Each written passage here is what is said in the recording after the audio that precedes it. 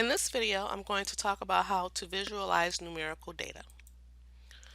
So you can visualize numerical data in different ways. You can do an ordered array, which I talked about before, and you can do a stem and leaf display, which I'll talk about today. You can also do histograms, polygons, and ogives. Okay.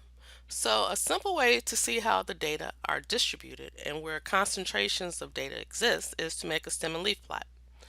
You're going to separate the sorted data series into leading digits, which we call the stems, and the trailing digits, which we call the leaves. So the stem and leaf plot organizes data into groups called stems. So if we go back to this example where we talked about the age of college students, off to the right you'll see the stem and leaf plot. So the way it works is, let's look at the number 16. The first number is your stem, the second number is your leaf. So you can break it off. You have 1 and then your leaf, 6. And you do the same thing with 17. So you don't have to write another 1, you just put the 7 in there. So since this data is in order, your leaves will also be in order.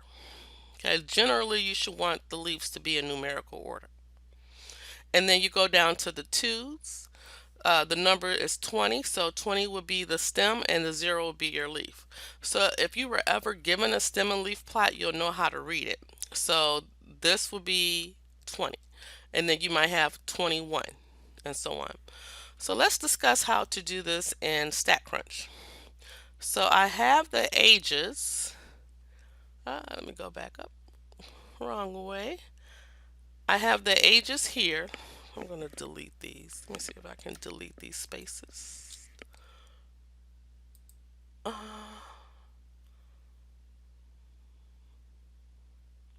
Okay, I'll just leave it as is. It'll still work. So anyway, I don't know how I did that. Anyway, so we'll go to graph. We'll go to stem and leaf.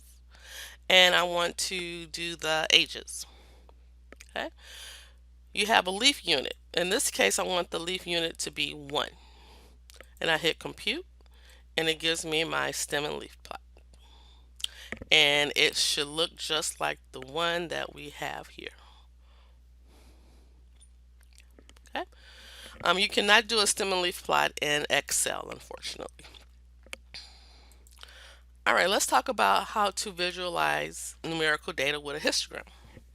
A vertical bar chart of the data is a frequency distribution, and it's called a histogram. In a histogram, there are no gaps between adjacent bars. Now, you may have some gaps in a histogram, and the only way you can have a gap is if that particular class has a frequency of 0. Otherwise, there are no gaps in the adjacent bars. The class boundaries or class midpoints are shown on the horizontal axis, and the vertical axis can either be a frequency, it can be relative frequency, or it can be a percentage.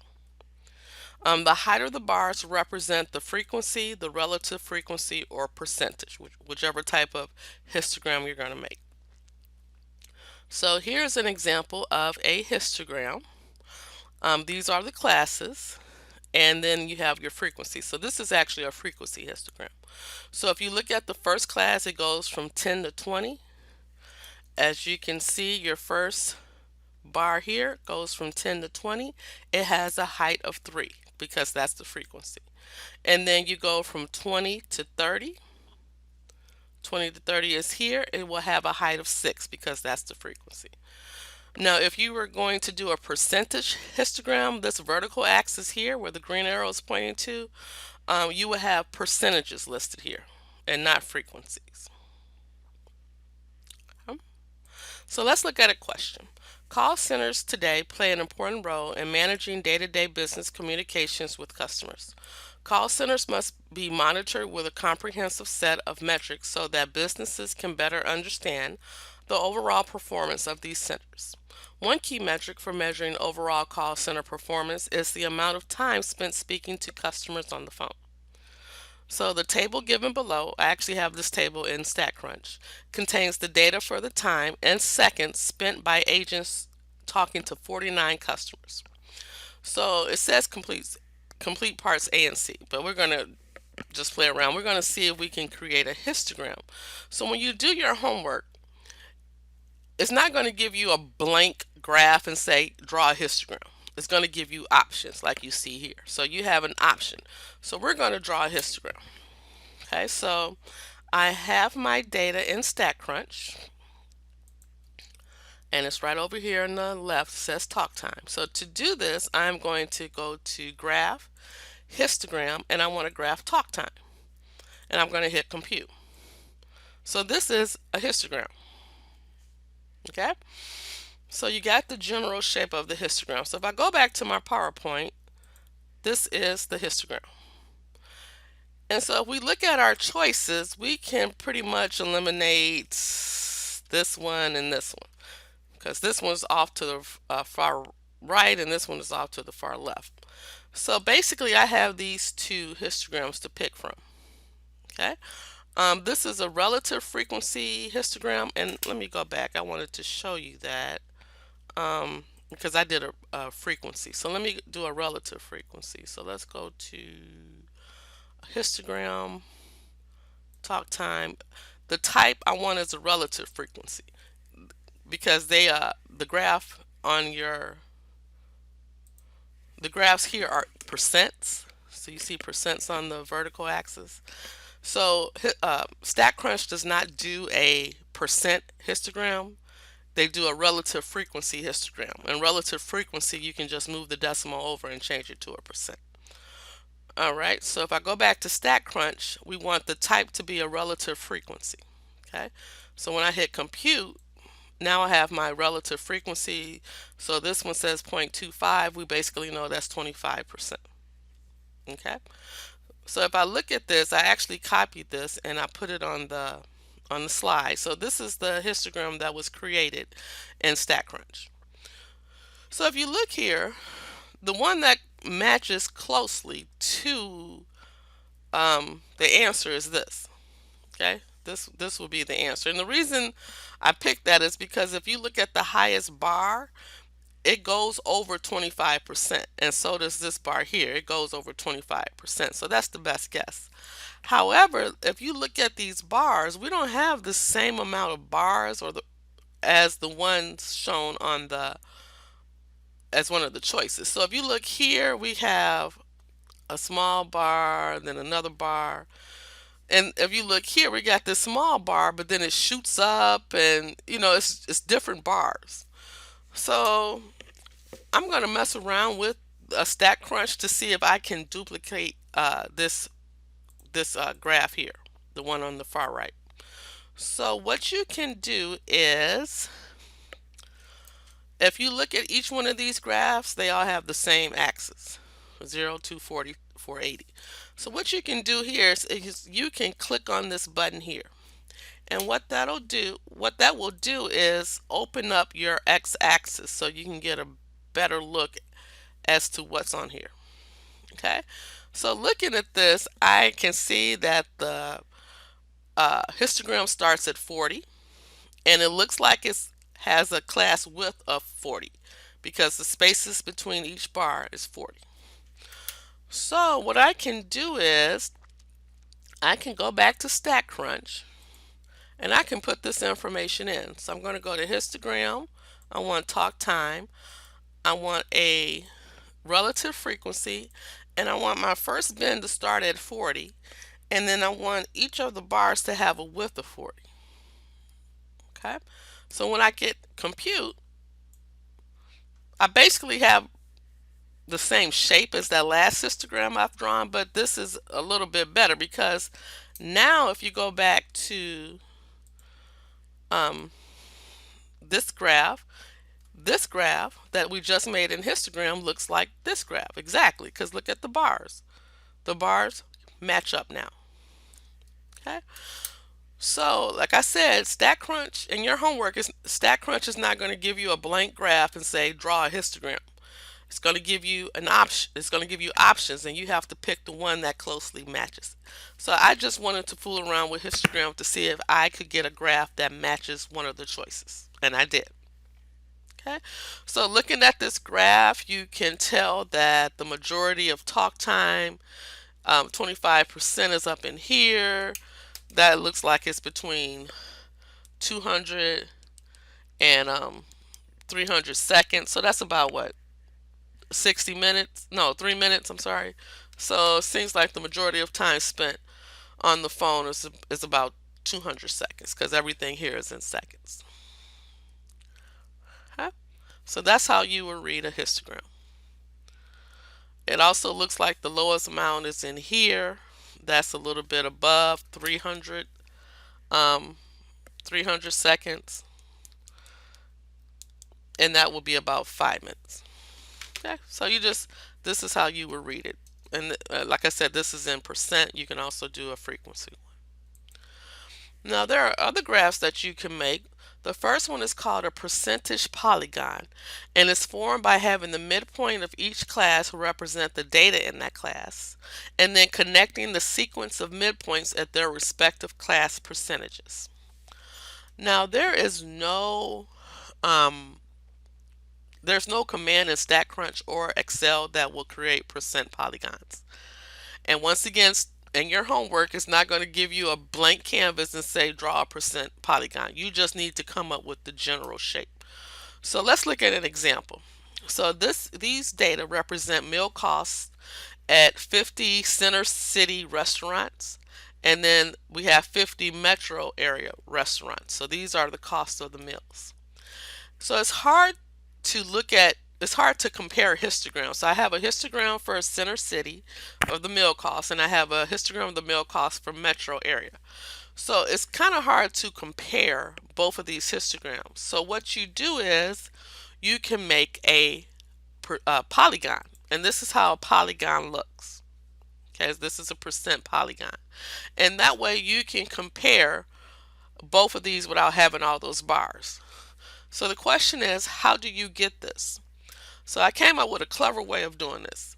Percent polygons basically have the shape of the actual histogram.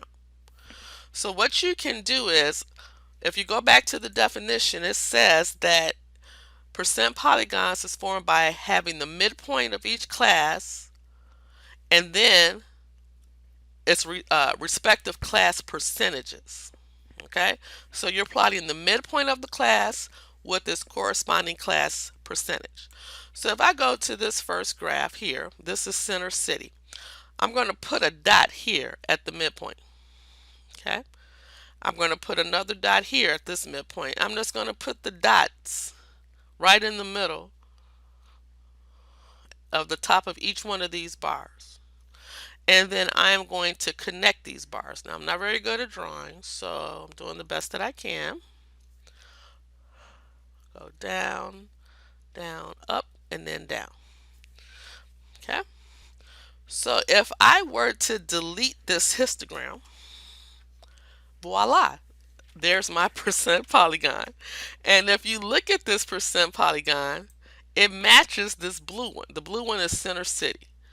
Okay, so as you can see, if you follow my mouse, it goes up, it goes down, and then back up and up again. So it kind of matches it. So that's a percent polygon. Like I said, it takes on the shape of the histogram. If I do it for this one, start here, here, here, here, and just draw your connective lines. Like I said, I'm not very good at drawing. And if I delete this out, that's my other percent polygon, and it should look like the red one, kind of, sort of. All right. So the next thing we're going to talk about is a cumulative percent polygon. It's called ogive. And it displays the variable of interest along the x-axis and the cumulative percentages along the y-axis. Unlike the percent polygon, the lower boundaries of the class interval for the numerical variable are plotted at their respective class percentages as points on a line along the x-axis. So once again, there is no command in Excel or StatCrunch that will create a cumulative percent polygon. I mean, you can actually manipulate it to do it. Like for example, this percent polygon, If you found the midpoint of each class and plotted it with its percentage, you can go ahead and do it that way and connect the lines. For this one, you would have to do the class limit along with its corresponding cumulative percent. So for example, you would plot this as 30 along the X and then 8 along the Y. The next one will be 40 and then 14, 50 and then 38, and so on. All right, so this is how the graph looks. Now, this graph is actually in your textbook, and it was created by another program. It's a statistical software called Minitab. And I don't know if Minitab has a different algorithm for graphing these types of graphs, because when I looked at it, the numbers did not line up to me. So like for the first one was 38.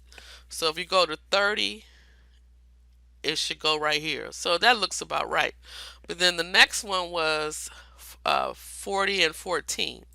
So if I went to 40, to me it looks like it went to 20. So it kind of made no sense. So I don't, Minitab may have a different algorithm for graphing these types of graphs. So anyway, like I said, once again, the homework is not going to give you a blank canvas and tell you to draw this type of graph. They need for you to know the general shape of the graph based off the data. So basically with a cumulative, it should go up and it should go off to 100. And that's what this graph is doing. It accumulates. So that's why, you got 40, then you got 45, then you got 56, and then you got 80. So it keeps going up until it evens off at 100, and that's what this graph does. So let's look at this information. What information can we get off this graph? The curve of the cost of meals at the center city restaurants is located at the right of the curve for the metro area restaurants. This indicates that center city restaurants have fewer meals that cost less than a particular value. So for example, 38% of the meals at center city restaurants cost less than $50. And the way they got that information, if you look at $50, this here should be the cumulative amount. This should actually be 38. For some reason it's over 40. That's why I think this graph is wrong. So since this is the cumulative amount, this would be less than all this here is less than 38, and that's at the $50 mark. Okay, and the other part said compared to 68% of the meals at the metro area restaurant. So if you go up here, this is actually about 68. So this is 68, and 68, like I said, is cumulative. So that makes sense. Okay, so now let's talk about how to do a histogram in StatCrunch. Sorry, not in StatCrunch, in Excel. So I'm going to go back to this graph, and the thing with histograms in Excel is that you have to have bins. Okay, and the bins have to be the upper limits of each class. So I have this information, and I can see that the upper limits are 80, 120, 160, all the way down to 480.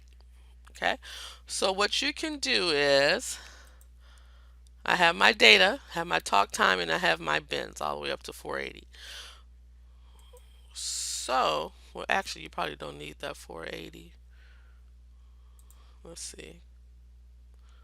No, it goes up to 440, so I don't need that. I can take this out. All right, so I'm going to take out 480. So I have my bins. So what you'll do is you go to data, and you should go to data analysis. Hold on, data analysis, and I'm going to go to histogram. It's going to ask me where's my input range. So my input range is this first column, goes all the way down. So it goes from A2 to A50. I actually put A1 to A50, and that's fine. And then my bin ranges will be these here. Okay.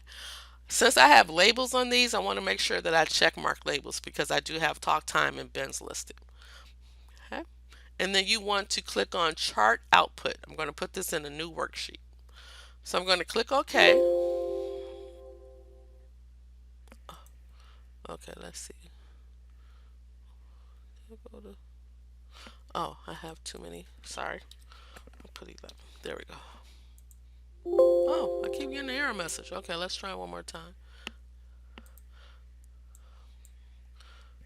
Go here, click on here. All right. I think I messed up the talk time. All right, let me scroll down. There, I have everything in. So A1 to A50. Okay, there we go. Okay, so this is my histogram. I'm going to make it a little bit bigger. And as you can see, we have gaps here. But we can go ahead and take these gaps out. What you're going to do is double click on one of the bars. And if you look over here to the right, it says gap width. I'm going to scroll this down to 0. So the gaps would disappear. All right. So as you can see, this histogram pretty much looks like the one that we created in StatCrunch. As you can see, we have frequency. You can change these to percents. If you're looking at just the general shape of the graph, a percent histogram is no different than a frequency histogram. The only difference is the vertical axis will be percent and the other one will be frequency. So basically, you have the basic shape of the histogram. If you wanted to, you can change the vertical axis to percents, and the way to do this, first I'm going to take the sum of this column. I should have, then they say 49, so this should be 49 when I add them up. And then I'm going to create another column for percent, and I'm going to take the first cell, which is B2, and I'm going to divide it by 49. Okay, then I'm going to format it so that it is a percent, and I'm going to hit percentage and hit OK. So now it's a percent, and then I'm going to drag it down so all my other cells change to percent. So now I have all my percents. So what you can do is right click on one of the bars and hit select data, and then where it says frequency, you can edit this. And you want to edit the values that you want along the vertical axis. So where it says series values, you're going to click on this and you're going to select the numbers that you want. So I want these percent numbers. So I'm going to highlight these percent numbers, click on this little arrow, and then click OK. Oops. And as you can see, the percents are now along the vertical axis. So that's one way you can do it. And like I said, you can have a percent or you can have a frequency histogram. That's the end of this video.